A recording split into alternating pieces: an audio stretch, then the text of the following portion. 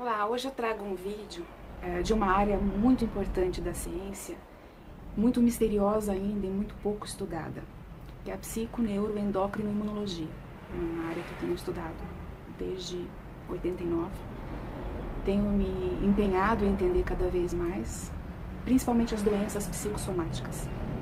E que às vezes nessa ciência cartesiana ela é deixada de lado, não tão valorizada pelos profissionais, que não tem se atualizado e se dedicado provavelmente a entender um pouquinho mais da importância das emoções na saúde e na doença.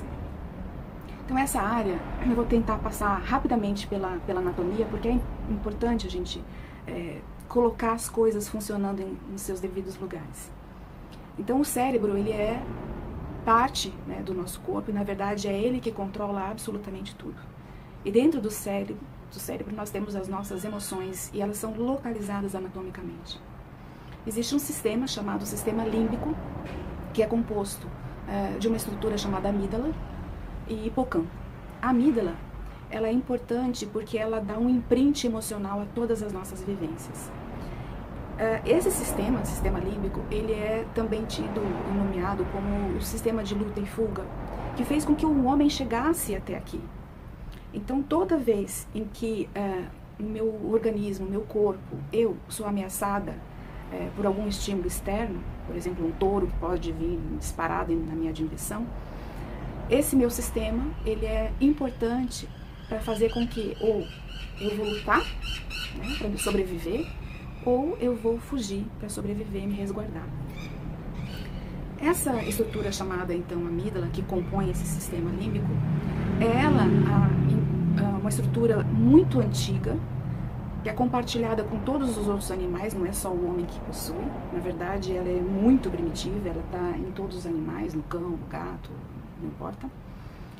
E essa amígdala, ela é controlada pelo hipocampo, que é a nossa outra região, uma região que faz conexão com o neocórtex, com esse córtex pré-frontal, isso que me diferencia dos animais, o nosso córtex pré-frontal da razão, do equilíbrio, do planejamento, que é responsável pelo planejamento, pelos controles sociais, é esse neocórtex conectado com essa outra estrutura também primitiva, que é o hipocampo, que são responsáveis em controlar o disparo dessa amígdala.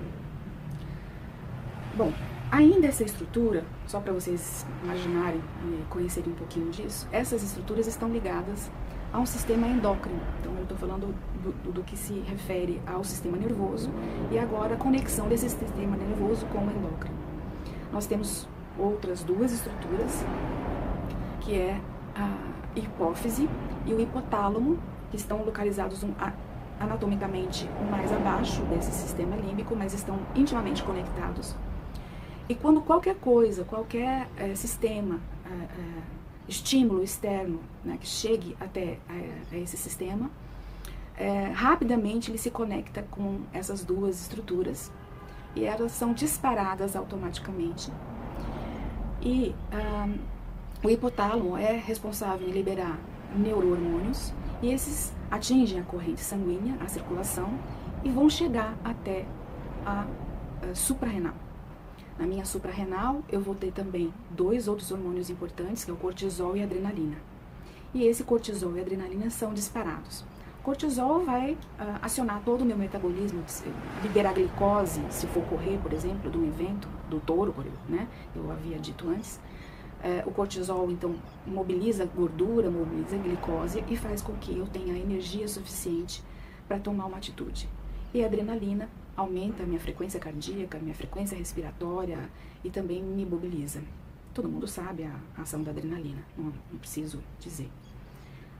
Bom, desses dois hormônios, o cortisol, quando metabolizado, ele dá origem aos glicocorticoides endógenos, que vão também fazer a conexão com o meu sistema imunológico.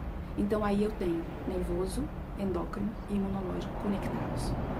Então esse sistema, quando ele está, na verdade eles funcionam em sinergia, eu vou dizer para vocês que esse sistema é um sistema de relação. O sistema imunológico, o sistema nervoso e o endócrino em conjunto compõe um sistema de relação. Como eu me relaciono com o mundo, com a vida. E entender isso é importante porque a gente também vai entender como se dá esse processo de saúde e doença, ou como se inicia o processo da doença, a quebra disso. O estresse ele é muito importante, ele é importante porque ele me mantém alerta. Esse estresse agudo, que é esse que quando eu varei a cerca, encontrei um touro bravo e que vem em minha direção. Ele é importante porque ele me faz correr de volta, ultrapassar a cerca. Se for de arame farpado, pode ser que estraçalhe as minhas costas, mas eu não vou sentir. O sangue vai escorrer pelas minhas costas, eu não vou sentir. Eu vou subir numa árvore a mais alta possível. E depois, quando tudo passar, quando todos os efeitos desse susto passarem, aí sim eu vou sentir a dor. Isso preserva a minha vida, faz com que eu consiga lidar com as situações estressoras à medida que eu vou lidando com o estresse agudo. Agora, um estresse crônico, por exemplo, um patrão chato, em que eu tenho que ir todos os dias para o trabalho sabendo que eu vou encontrá-lo, que ele vai me estressar, que eu vou sentir um cansaço, né, de ter que utilizar de meios, né, para me adaptar a essa situação. E esse contato estressante, né, esse trabalho estressante, ao longo de muitos anos, ele pode fazer com que eu não consiga me articular e me defender contra isso. Então, o estresse crônico é um problema. E o meu aparato psicológico também, a minha personalidade é que vai determinar se esse trabalho pode se transformar, ou essa vivência desse estresse crônico pode se transformar em doença ou não. Vai depender da minha habilidade em lidar com essa situação. Então, o que eu quero dizer é que às vezes a situação de enfrentamento, né, ou a coragem que eu vou ter de dar um pé na bunda desse patrão, de mudar de trabalho, ou de fazer outra coisa que me dê prazer, de lidar com essas situações de uma forma mais corajosa, né, empurrando os limites da minha vida, em que eu me coloquei, ou que a vida me colocou e eu me coloco junto, é isso que vai determinar o que vai acontecer. Eu vou dar um exemplo de doenças, né, que são bem estudadas pela psicossomática. O câncer, por exemplo. A gente sabe que as células cancerígenas, elas perderam a capacidade de controlar a sua multiplicação. Acontecem mutações, o organismo não consegue frear essas mutações, ela se descontrola, ela sai de G0, que é a posição em que ela está em dormência, em latência, e ela começa a se multiplicar de uma forma exagerada. E, resumindo, é mais ou menos isso, para que um leigo também consiga entender. Esses fatores, né, vão ocorrer por pressões externas, como fumo, bebida, né, alimentação, fatores carcinogênicos, genéticos também têm uma importância, e os emocionais. Esses geralmente são deixados de lado pela medicina cartesiana. Quando eu falo emocionais, eu estou querendo dizer inclusive espirituais, que tem a ver também com a capacidade que você tem de lidar com essas situações. Nós temos um sistema, né, que vai controlar essas células mutantes, que é o sistema imunológico. É muito difícil você lidar com essas células porque elas são próprias do seu organismo, elas não são antígenos estranhos, como um vírus, uma bactéria, um fungo, que tem todo um aparato, os seus marcadores, suas proteínas completamente diferentes das nossas. As nossas células, então, elas carregam, né, todas as nossas próprias proteínas, mas uma proteína ela vai expressar, que é essa proteína oncogênica, que mostra que ela é anormal. E o nosso sistema imunológico está sempre atento e ele vem e já extermina essa célula mutante. Isso acontece naturalmente. Está acontecendo agora com o meu corpo, porque isso é normal. As mutações são normais de acontecer no nosso corpo. Mas o nosso sistema imunológico, ele está sempre atento e ele é importante em checar isso. Alguma coisa acontece, são fatores, N fatores, inclusive esses que eu estou dizendo, os emocionais, os psicológicos, os que têm a ver com a personalidade do indivíduo, que fazem com que esse controle não aconteça direito. E a célula, né, que ela tem a necessidade de perpetuar a sua multiplicação, a sua espécie, porque ela é mutante, ela vai utilizar, inclusive, de toda a anatomia imunológica, o sistema linfático, para também fugir do controle do próprio sistema imunológico. Então, nós temos os linfonodos, que seriam, vamos dizer, casernas, né, onde todas as células da batalha estão ali concentradas. Mas essa célula, ela tem uma habilidade de fugir desse sistema imunológico, uma vez que esse sistema, às vezes, não tem esse controle sobre essas células. Quando ele perde esse controle. E ele pode perder outra vez, né, por N fatores. E um desses fatores é esses fatores neuro e psicológicos. Bom, uma vez fugindo desse linfonodo, essas células podem escapar e proliferar em outros locais, além desses locais de origem, seus locais de origem. Bom, voltando para a questão do tripé neuro, psico, endócrino, imunológico, esse tripé que nos sustenta. Esse sistema límbico, que é o sistema emocional, ele geralmente pode ser muito controlado por alguns indivíduos, né? Eles têm a tendência a controlar demais as suas próprias emoções, a não saber reconhecer suas emoções, a tentar se enquadrar num perfil e que às vezes não é o dele. E isso faz com que fragilize, né, um desses tripés. E você, às vezes, não consegue fazer com que o sistema nervoso, né, se estabilize de uma certa forma e estabilize também os outros, o endócrino e o imunológico.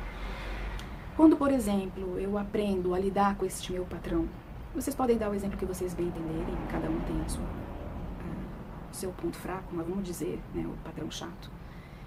Se eu não souber responder a ele de uma maneira a não me ferir também, né? Eu não vou ter uma reação enérgica ao ponto de me ferir, mas uma reação mais positiva, eu não vou conseguir controlar esse disparo da minha amígdala. E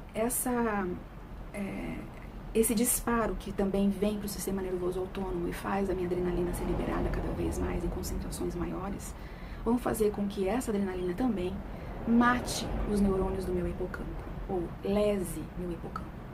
O hipocampo, lembra que eu falei para vocês que ele é conexão com o neocórtex, com a razão, com o planejamento? E a razão e meu planejamento começam a ficar atrapalhados. O meu hipocampo, ele tem uma função primordial, que é controlar o disparo da amígdala. E quando o meu hipocampo começa a destruir suas células, ele tem dificuldade em controlar o disparo da amígdala. É como se a razão tivesse dificuldade em controlar a emoção. Porque a razão, ela existe para isso, para controlar a minha emoção. A emoção, ela é primitiva. E aí esse disparo começa a tomar um volume gigantesco e a emoção não consegue mais ser controlada. E por isso esse sistema nervoso autônomo vai ficar desregulado. Minha frequência cardíaca, quando eu, por exemplo, encontro o meu patrão, aumenta. Minha frequência respiratória aumenta, eu entro praticamente em pânico, porque a minha razão não consegue dizer, cara, é um homem, né? Você não tem que ter medo, ele não vai te comer.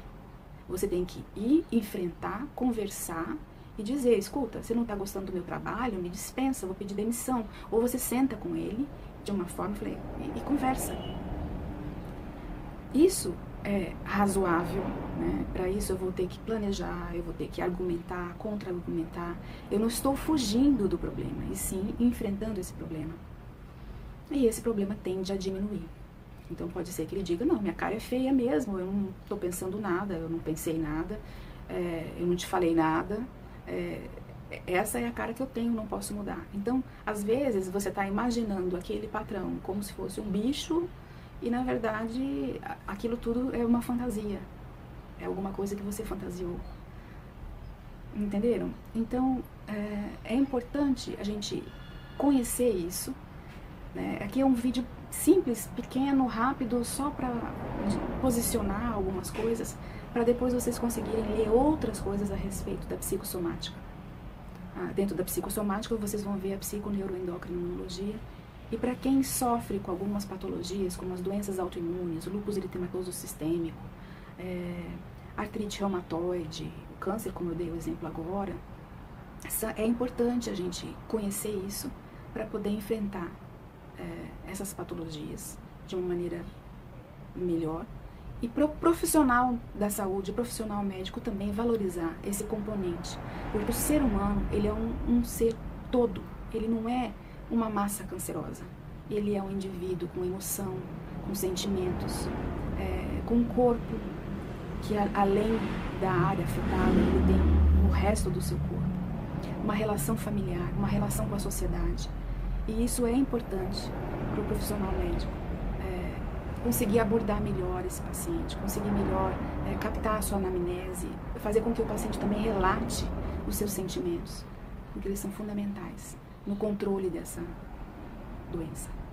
Então, até o próximo vídeo, espero que tenham gostado.